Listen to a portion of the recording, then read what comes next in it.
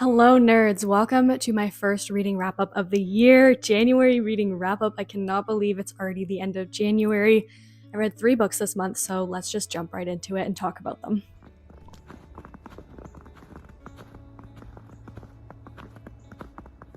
Actually, before we jump into the video, I have 3 questions for you. 1, what was your favorite read of January? 2, what was your biggest disappointment of January? And 3, how are you feeling about your reading goals so far?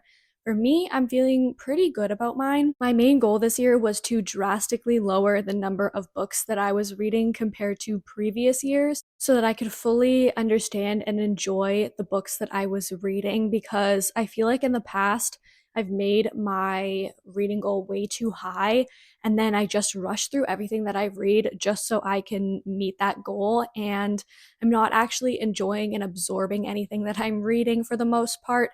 And so this month, having only read 3 books, I think that's pretty good for this reading goal so far. Right now, I'm on track to read 36 books in 2025, and that would be 67 fewer books than what I read in 2024, and I'm feeling satisfied about this. Okay, so the first book that I finished in January was Son of Blood and Ruin by Lares. This is a historical fantasy debut set in 16th century New Spain, and I give it 3 out of 5 stars. It's the first book in a series called Godslayer, but I don't know when the second book is coming out or how many books will be in the series. It's about a masked vigilante named the Panther, though her real name is Lenora, and almost no one knows that she is the person behind the mask as the Panther. And her primary goal as the masked Panther is to bring justice to the Spanish colonizers who have outlawed magic and destroyed indigenous temples. However, when an ancient prophecy threatens to come to fruition, Lenora must make a life-changing decision: surrender her mask as the Panther or fight until the very end.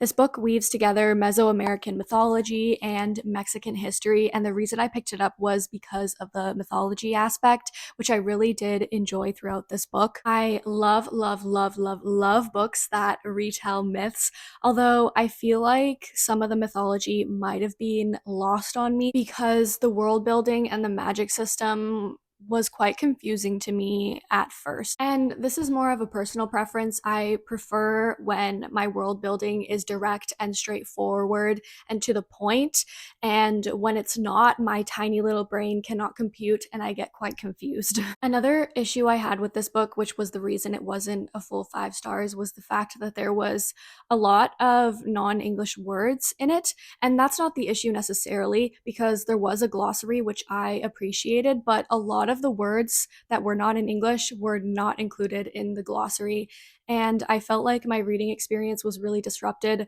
having to flip to the glossary and then realizing that the word I was looking for wasn't there, and then having to pull out my phone and get on Google and then spend 5-10 minutes searching for what this word means. So I just wish that the glossary was a little bit more extensive in this case.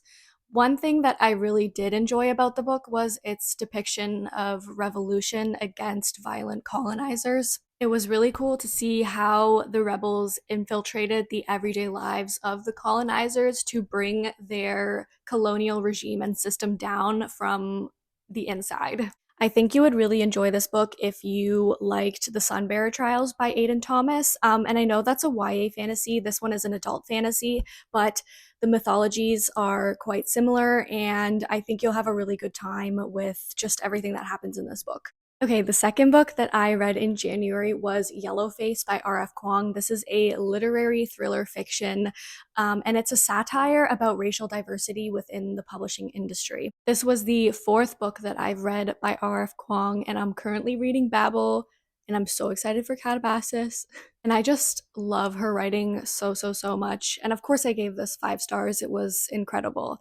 So basically, it's about 2 authors, June Hayward, a nobody in the publishing world, and Athena Liu, a publishing superstar. June, being a covert racist, assumes that her failures are because nobody wants to read books by basic white girls anymore, and she assumes that Athena's success is because she's a woman of color. When Athena dies in a freak accident, June happens to be at her apartment and she steals Athena's just finished manuscript about a novel that talks about the contributions of Chinese laborers to the British and French war efforts during World War I. June then submits this manuscript to her agent and proceeds to rebrand herself as Juniper Song, complete with an ethnically ambiguous author photo. No matter what June tells herself to justify her actions, Athena's ghost haunts her, and June learns just how far she'll go to protect what she thinks that she deserves, which is this stolen manuscript. I finished this book in 3 days. It was absolutely unputdownable. I couldn't look away. It was like driving past a car crash and having to slow down because you just want to see what's gone on, but it's also so terrifying to look at. I was simultaneously rooting for June's downfall, for her to be outed as this racist plagiarizing thief, but at the same time, I also didn't want the book to end. Honestly, a better analogy to describe this book than the car crash one is when those Karen videos pop up on your feed. I just have to watch the entire thing, even though it's painful to see these Karens be so horrible and entitled to other people, but I love watching them get put in their place. I do love a book with an unreliable narrator, and June is the unreliablest. And I especially love when unreliable narrators are a character that the reader is supposed to just absolutely loathe. Some of my favorite books use this writing style, and I might just have to add Yellowface to that list.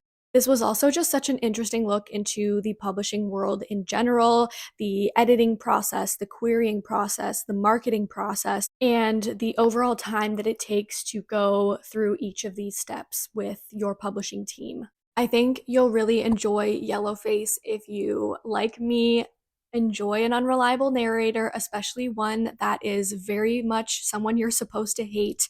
I'm thinking Gillian Flynn's Gone Girl and Suzanne Collins' The Ballad of Songbirds and Snakes. And the third and final book that I read in January was Slaughterhouse-Five, or The Children's Crusade by Kurt Vonnegut. This is an anti-war science fiction classic that explores the complexities of war by examining and confronting the monstrous war crimes that took place during World War II. And I gave it 4 out of 5 stars. The first chapter is about how Vonnegut came to write this book.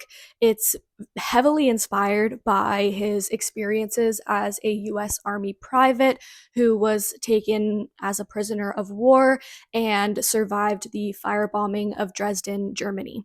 The rest of the book is about his main character, Billy Pilgrim, who gets drafted into World War II and who also gets taken as a POW and survives Dresden.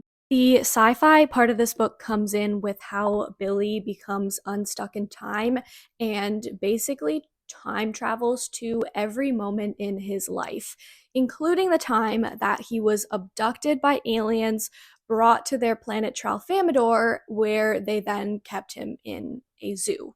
At first, I was really confused with all of the time jumps that were happening, but once I got used to this, it became a much more enjoyable read. And I did get the audiobook to accompany this to make the reading experience a lot more accessible for my tiny brain.